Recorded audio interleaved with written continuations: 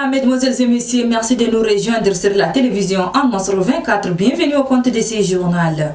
Le Premier ministre, chef du gouvernement d'Union nationale, Saleh Kebzabo, a reçu en audience ce 27 décembre 2022 les responsables du syndicat national des enseignants communautaires et contractuels, appelé communément maîtres communautaires. Au menu des échanges, la situation sociale de cette corporation, notamment les paiements des arriérés des salaires et de leur versement à la fonction publique. On fait des points avec nos confrères de la télévision nationale. Les enseignants communautaires et contractuels à travers leur syndicat, le syndicat national des enseignants communautaires et contractuels, contribuent efficacement au bon fonctionnement du système éducatif tchadien.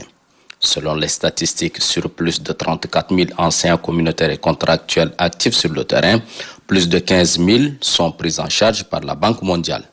Les responsables de ce syndicat sont venus ce mardi 27 décembre 2022 s'entretenir avec le Premier ministre de transition, chef du gouvernement d'Union nationale, Saleh Kebzabo. L'audience que le chef du gouvernement a accordée aux représentants des enseignants communautaires a porté sur 2 points essentiels. Primo, le syndicat réclame le paiement des arriérés de subsides de 2021 à 2022. Secondo, le versement dans un bref délai de ses membres à la fonction publique. Toutes ces revendications, somme toute logiques, ont été bien notées par le chef du gouvernement d'Union nationale, Saleh Kebzabo, qui entend œuvrer davantage pour que ces revendications aient une suite tout en maintenant une attention soutenue sur l'ensemble du système éducatif. Nous avons trouvé d'abord en premier lieu un homme disposé pour écouter, un homme compétent. Il nous a parlé dans la franchise. Il dit que c'est une situation qu'il ne trouve pas bien, mais il nous rassure qu'il mettra tout en œuvre afin de trouver solution à ces problèmes. Aujourd'hui, plus de 4 000 enseignants communautaires et contractuels ont bénéficié des sessions de formation pour le renforcement de leurs capacités. Nul doute que le maintien de la politique de la formation continue de maîtres communautaires contribuera à relever leur niveau ainsi que leur aptitude à transmettre des connaissances dans l'enseignement de base. De la primature, rendons-nous au ministère des Affaires étrangères où le ministre d'État, ministre des Affaires étrangères des Tchadiens de l'étranger et de la coopération internationale, l'ambassadeur Mohamed Saleh Nadif a reçu lui aussi ce 27 décembre 2022 le nouvel ambassadeur extraordinaire et plénipotentiel de la République fédérale de la Russie au Tchad, Vladimir Sokolenko. Ce dernier est venu présenter les copies figurées de ses lettres de créance l'accréditant au Tchad. Retrouvons une fois de plus nos confrères de la télévision nationale. Vladimir Sokolenko est le nouvel ambassadeur extraordinaire et plénipotentiaire de la République fédérale de Russie au Tchad.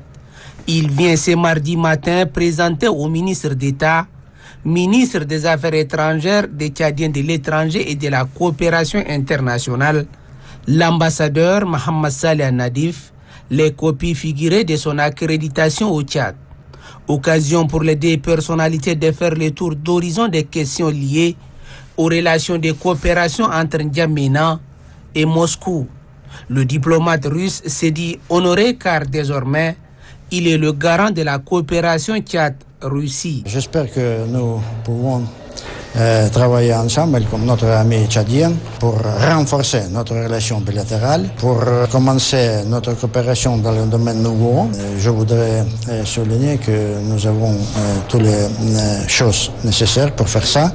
Nous avons un grand potentiel de notre coopération dans diverses sphères. Nommé le 26 octobre dernier par le président russe Vladimir Poutine comme nouvel ambassadeur au Tchad, Vladimir Sokolenko est âgé de 69 ans et diplômé de l'Institut d'État des Relations internationales de Moscou. Il a été dernièrement ambassadeur de son pays en République du Cap-Vert.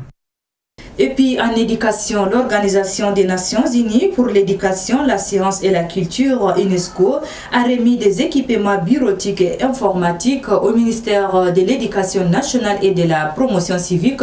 La cérémonie s'est déroulée ce 28 décembre 2022 à la bibliothèque du lycée Félix Eboué.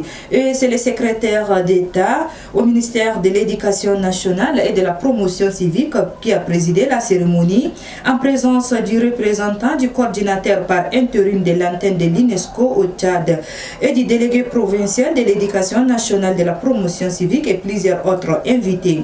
Réceptionnant ces dons, les secrétaires d'État à l'éducation nationale et à la promotion civique, Mohamed Seïd Farah a remercié les donateurs avant de les rassurer de la gestion rationnelle de ces équipements qui seront répartis dans tous les établissements publics de la ville d'N'Djamena. Éducation toujours, la Commission nationale tchadienne pour l'UNESCO en partenariat avec le ministère de l'Éducation nationale et de la promotion civique organise un atelier de formation des directeurs et directrices des écoles associées à l'UNESCO sur la prévention de l'extrémisme violent, la prévention, la citoyenneté mondiale, la culture, la paix et la non-violence, le règlement pacifique des conflits. C'est 28 décembre 2022 à la Maison nationale de la femme. La représentante de l'éducation nationale et de la promotion civique, Djorbay Naomi Chantal, qui a ouvert les travaux. Les récits de Omar Mohamed Ida.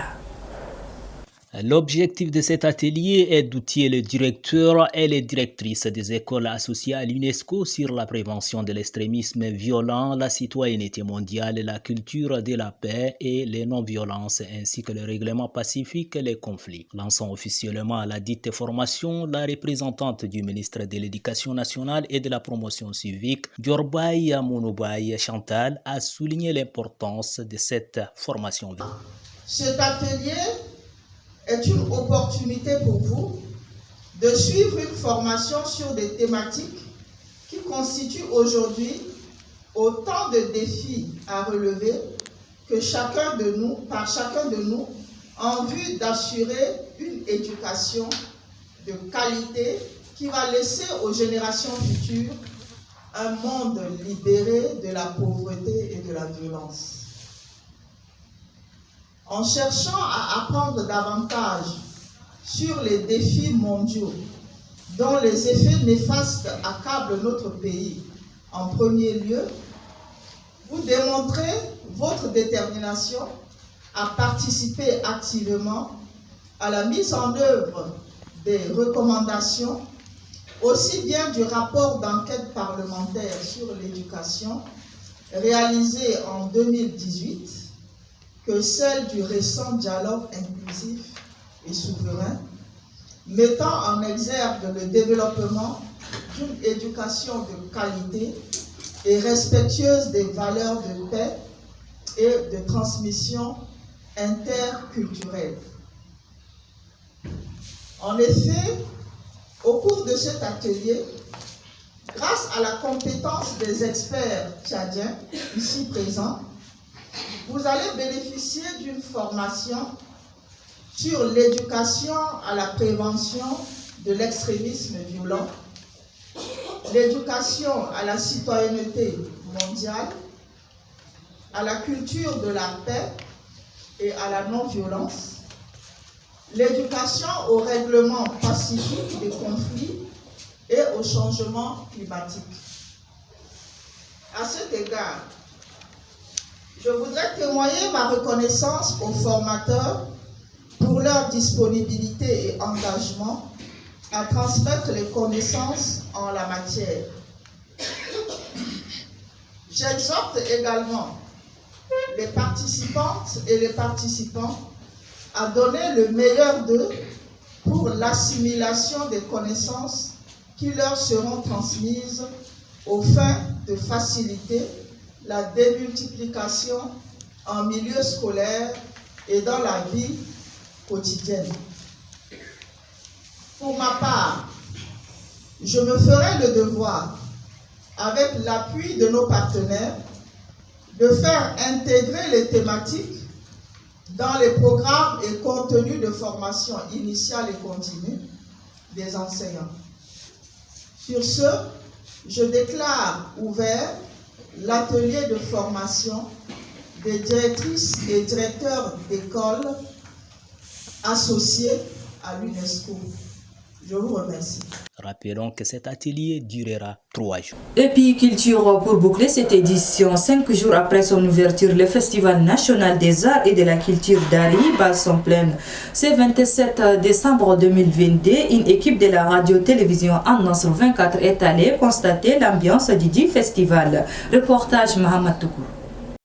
Le Palais des Arts et de Culture, anciennement appelé Palais du 15 janvier, abrite à son sein la 4e édition du Festival national des arts et de culture, appelé communément Festival d'Ari. Nous sommes à l'enceinte du palais où la province du Bata fait la prestation de ces différentes danses de la région, à savoir la danse Zaïmané, Ganga et Gizès. Interrogé à ce sujet, le délégué provincial des affaires culturelles, du patrimoine historique, du tourisme et de l'artisanat, Iba Adaba, explique. C'est 4 danses.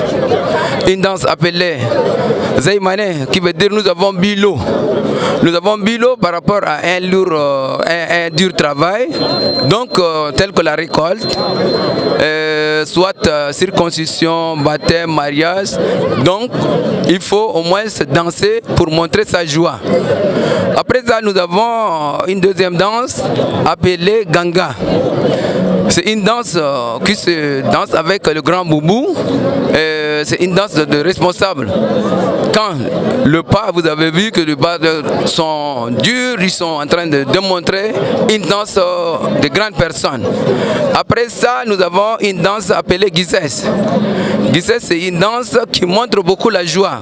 On est très joyeux, donc il faut danser pour montrer sa joie. Ensuite, il a ajouté quelques produits de la région seront exposés au grand public durant ces festivités. Après cette prestation faite par la province du Bata, quelques visiteurs n'ont pas caché leur joie. Je venu pour ce festival là, je vais voir notre région et puis je vois notre chose que j'ai passé.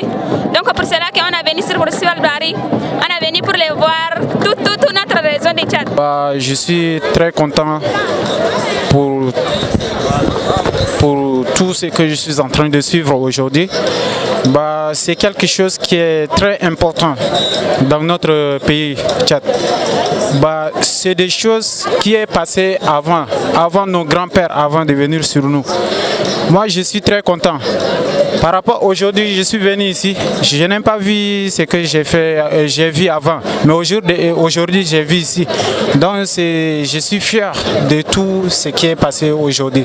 Rappelons que le Festival national des arts et des cultures durera jusqu'à 24 janvier 2023. Et sur ce, c'est referme cette édition. Merci de l'avoir suivi. Au revoir et à demain. Bonne suite de programme sur la télévision An-Nasr 24. Merci d'être des nôtres.